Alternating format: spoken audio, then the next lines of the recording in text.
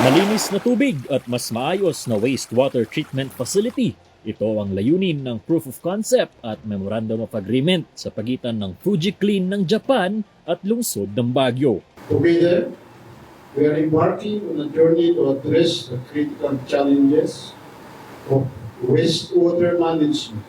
Resonates with our goal to protect and enhance the quality of our water bodies. Layon ng kolaborasyon na ito makapagpatayo ng Decentralized Wastewater Treatment Facility sa City Engineering Office upang mapag-aralan paano ito maisasagawa sa buong lungsod. Naniniwala si Mayor Benjamin Magalong na makakatulong ito sa Baguio dahil ang mga ganitong proyekto ay isang sustainable solution sa pangangalaga ng kalinisan ng tubig ng lungsod. Dinaluhan din ito ni na Councilor Berry Lourdes Tabanda, Councilor Jose Malintas at Councilor Arthur Ladiu bilang mga witnesses sa nasabing MOA signing.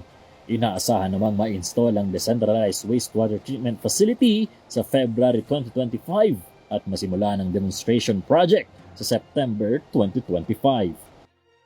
Nico Gatchalian para sa PIO Baguio Balita.